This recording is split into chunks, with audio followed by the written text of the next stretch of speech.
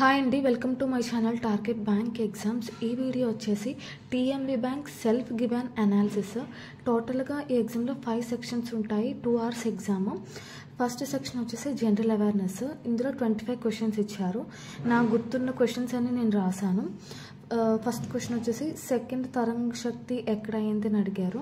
తర్వాత national electronic toll collection ఎవరు operate చేస్తారు అని అడిగారు. తర్వాత నెఫ్ట్ ఫుల్ ఫామ్ అడిగారు.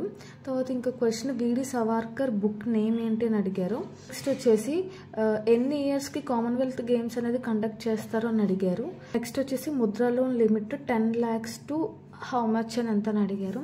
నెక్స్ట్ క్వశ్చన్ వచ్చేసి 7 వండర్స్ ఉన్నాయి కదా, అందులో ఏంటి అని అడిగాడు. Great wall of China something 4-5 options ఉన్నాయి. నెక్స్ట్ క్వశ్చన్ వచ్చేసి ఇంటర్నేషనల్ ఏ స్టేట్ అనేది మోర్ దెన్ 1 ఇంటర్నేషనల్ బౌండరీ కలిగి ఉంది అని అడిగారు. ఆప్షన్స్లో వెస్ట్ బెంగాల్, ఉత్తరాఖండ్, అస్సాం, సిక్కిం ఇలా ఇచ్చారు. ఇంకొక ఆప్షన్ ఆల్ అని కూడా ఇచ్చారు. నెక్స్ట్ వచ్చేసి ఆర్బీఐస్ మనీ 2020లో ఎప్పుడో లాంచ్ చేశారంట. అది ఎన్ని లాంగ్వేజెస్ని సపోర్ట్ చేస్తుందని అడిగారు. ఆప్షన్స్ వచ్చేసి తెలుగు, ఉర్దూ, పంజాబ్, తమిళ్ ఇలా ఉంది. ఇంకొక ఆప్షన్ కూడా ఉంది ఆల్ అని. నెక్స్ట్ క్వశ్చన్ వచ్చేసి ఇండియా సాఫ్ట్ ఎక్కడ అయ్యిందని చెప్పి అడిగారు. నెక్స్ట్ క్వశ్చన్ వచ్చేసి election commission of India disable పర్సన్స్కి యాప్ అనేది ఇంట్రడ్యూస్ చేసింది కదా, దాని నేమ్ ఏంటి అని అడిగారు. తర్వాత హార్టికల్చర్ అవార్డ్ ఏ స్టేట్ కని వచ్చింది. ఆప్షన్స్ సిక్కిం, అరుణాచల్ ప్రదేశ్, అస్సాం అలా ఉన్నాయి. ఇంకోటి ఇది నాకు కరెక్ట్గా ఇది కార్డమమ్ హిల్స్ ఏ బౌండరీ స్టేట్ షేర్ చేసుకుంటాయో లేదంటే కంట్రీయో అడిగాడు. బట్ బౌండరీని షేర్ చేసుకోవడం మాత్రం అని అడిగారు. తర్వాత చాట్‌జీపీటీ రిలేటెడ్ అడిగాడు, ఓపెన్ ఏఐ. తర్వాత చాహల్ ఉన్నారు కదా, ప్రజెంట్ ఐపీఎల్లో ఏ టీంలో ఆడుతున్నారని అడిగారు. Sunrisers Hyderabad, Mumbai Indians, Kings 11 Punjab options అయితే అలా ఉన్నాయి. ఇంకొకటి సయ్యద్ రహీం ఈయన ఒక కోచ్ అంట, ఏ స్పోర్ట్కి రిలేటెడ్ అని అడిగారు. వాలీబాల్, బాస్కెట్బాల్, కబడ్డీ అలా ఇచ్చారు, హాకీ. పద్మవిభూషణ్ రిలేటెడ్ అడిగారు. ఒక పర్సన్ నేమ్ ఇచ్చి ఏ ఫీల్డ్ అని అడిగారు. తర్వాత Bharat bill payment new name ఏంటి అని అడిగారు. ఇంకొకటి అంటే శాంక్చురీ, ఇది నాకు పేరు కరెక్ట్గా గుర్తులేదు. ఈ శాంక్చురీ ఎక్కడ లొకేటెడ్ అని చెప్పి అడిగారు.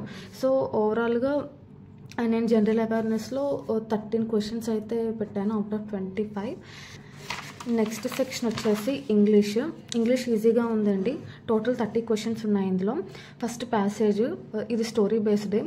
2 ఫ్రెండ్స్, ఒక ఆటో రిక్షా డ్రైవరు. చాలా హార్ట్కి టచ్ అయ్యింది చదువుతుంటే, ఈజీగానే ఉంది. సినానిమ్స్ వచ్చి ఇన్సిస్ట్, ఆపోజిట్ యాంటోనిమ్ వర్డ్ ఏంటంటే జనరస్. నెక్స్ట్ వచ్చేసి 3 words ఇచ్చి కరెక్ట్ యూసేజ్ ఏంటి అని అడిగాడు. ఫస్ట్ వర్డ్ డ్యూ, తర్వాత వెయిట్, తర్వాత ఓవర్. తర్వాత 5 errors అయితే ఇచ్చారు. తర్వాత పారాజంపుల్ కూడా ఇచ్చారు, ఒక డాగ్ బేస్డ్. ఇది కూడా ఈజీగానే ఉంది. Next fill in the blanks ఇచ్చారు. సెంటెన్స్ ఇచ్చి ఒక పార్ట్ని బోల్డ్ చేసి దాన్ని రీప్లేస్మెంట్ ఎంత అని అడిగారు. సో ఇంగ్లీష్లో నేను 29 అటెంప్ట్ చేశాను. నెక్స్ట్ వచ్చేసి రీజనింగ్లో 30 క్వశ్చన్స్ అయితే ఉన్నాయి. 3 puzzles ఉన్నాయి. Total 10% parallel, north to south. Next వచ్చేసి 8% అన్సర్టెన్ ఇలా. నెక్స్ట్ మంత్ బేస్డ్ అంటే డే వైజ్ ఇస్తారు కదా, 8 and 21. ఇది కూడా ఈజీగానే ఉంది. తర్వాత డైరెక్షన్ డిస్టెన్స్ కూడా ఇచ్చారు. సిలోజిజమ్స్ ఇచ్చారు. Coded inequalities. మెయిన్స్ లెవెల్లో మనం చూస్తాం కదా, లెటర్ సింబల్ ఇచ్చి 3 కండిషన్స్. ఫస్ట్ కండిషన్ ఏంటంటే first letter consonant, last letter కూడా కాన్సనెంట్, అలా last letter both. Second condition ఏంటంటే first letter vowel, last letter consonant. Coded అంటే ఫస్ట్ లెటర్ బోత్. థర్డ్ ఏంటంటే ఫస్ట్ అండ్ లాస్ట్ లెటర్ కూడా vowels. ఇలా interchange. ఈ related అయితే అడిగారు. మిస్లీనియస్ అయితే 3 అనుకుంటా, 3 ఇచ్చారు. తర్వాత వర్డ్ పేర్ ఒకటి ఇచ్చారు. ఇంకా ఒక నెంబర్ ఇచ్చేసి ఆడ్ +1, ఈవెన్ -2 ఏది రిపీట్ అవ్వలేదు అని అడిగారు. సో రీజనింగ్ సెక్షన్ అయితే ఈజీగా పెట్టచ్చు. నేను 30 out of 30 పెట్టాను. నెక్స్ట్ క్వాంట్లో ఒకటి చాలా క్యాలిక్యులేటివ్గా ఇచ్చారు. ఫస్ట్ బార్ గ్రాఫ్ ఇచ్చారు 2006 to 2010 ఏ అండ్ బి ఆ రిలేటెడ్ డేటా ఈజీగానే ఉంది. టేబుల్ గ్రాఫ్ మండే ట్యూస్డే అలా ఫ్రైడే వరకు. ఇది కొంచెం లాజిక్గా కాదు క్యాలిక్యులేటివ్ అని చెప్పాలి. ఒక కంటెస్ట్లో రిజిస్టర్డ్, అందులో పార్టిసిపేటెడ్, నాట్ పార్టిసిపేటెడ్ ఆ రిలేటెడ్ క్వశ్చన్స్ అన్నీ చాలా క్యాలిక్యులేటివ్గా ఉన్నాయి. టైం కన్స్యూమింగ్ అంతా ఈ ఒక్క డిఏనే పేపర్ మొత్తం ఇదే టైం కన్స్యూమ్ చేస్తుంది. తర్వాత 5 క్వశ్చన్స్ అప్రాక్సిమేషన్స్ ఇచ్చారు. వర్డ్ ప్రాబ్లమ్స్ ఆల్మోస్ట్ అన్ని టాపిక్స్ కూడా టచ్ చేశారు. నాకు గుర్తున్నది ఏంటంటే mensuration, boats and streams, partnership, compound interest, averages, percentages ఇచ్చారు. సో నేను ఇందులో 24 క్వశ్చన్స్ అయితే పెట్టాను 25కి. క్వశ్చన్ ఏంటంటే ఇంత ఫిల్ చేస్తుంది, బి ఇంత ఫిల్ చేస్తుంది ఇన్ అవర్స్లో. టోటల్ కెపాసిటీ వచ్చేసి X లీటర్స్. వీళ్ళిద్దరూ ఒక 8 hours పనిచేసిన తర్వాత ఇంకొక 200 liters యాడ్ చేశారు. సో ఓవరాల్గా ఎక్స్ ఎన్ని లీటర్స్ అని అడిగారు. నెక్స్ట్ సెక్షన్ వచ్చేసి బ్యాంకింగ్ అవేర్నెస్. చాలా కష్టంగా అనిపించింది సెక్షన్ అయితే. 40 క్వశ్చన్స్ ఉన్నాయి ఓవరాల్గా. ఏంటంటే అప్లికేషన్ బేస్డ్ అడిగాడు. ఎలా అంటే ఇప్పుడు ఒక కస్టమర్ ఉన్నారు, ఆయనకి అకౌంట్ ఉంది, ఆ రిలేటెడ్ అయితే ఎక్కువ క్వశ్చన్స్ వచ్చాయి. నా గుర్తున్నవి అయితే నేను రాశాను. ఫుల్ ఫామ్ అయితే అడిగారు, IFSCA ఫుల్ ఫామ్ అడిగారు. తర్వాత small enterprises investment turn over amount ఎంత అని అడిగారు. ప్రధానమంత్రి జన్ధన్ యోజన ఇచ్చేసి ఒక 5 స్టేట్మెంట్స్ ఇచ్చారు. అందులో నాట్ కరెక్ట్ ఏంటని అడిగారు. తర్వాత ఆధార్ రిలేటెడ్ ఎలా అంటే ఆధార్లో 12 digits కదా, ఫస్ట్ 6 digits ఆప్షన్స్ అయితే ఇలానే ఉన్నాయి. అసలు ఆధార్లో ఈ డిజిట్స్కి కూడా ఏదైనా ఉంటుందా అని ఈ క్వశ్చన్ చదివే వరకు నాకైతే తెలియలేదు. ఫస్ట్ 6 digits ఇది రిప్రజెంట్ చేస్తే సంథింగ్ ఏదో క్వశ్చన్ చదవగానే నాకు ఏంటి క్వశ్చన్ అనిపించింది. తర్వాత స్కీమ్స్ రిలేటెడ్ అయితే అడిగాడు. యూనియన్ బడ్జెట్ మీద 2-3 క్వశ్చన్స్ వచ్చాయి.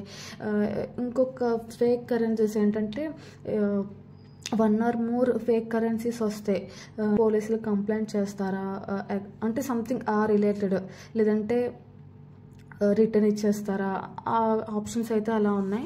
తర్వాత ఇప్పుడు FD ఎగ్జాంపుల్ ఎలా ఇచ్చారంటే ఒక X అనే పర్సన్ FD మెచ్యూర్ అనేది 1st of February 2025తో మెచ్యూర్ అయింది. తర్వాత కూడా ఆయన క్లెయిమ్ చేసుకోలేదు. సో దాని మీద ఇంట్రెస్ట్ రేట్ ఎలా ఉంటుంది, అసలు ఉంటుందా లేదా అని చెప్పి ఆప్షన్స్ ఇచ్చారు.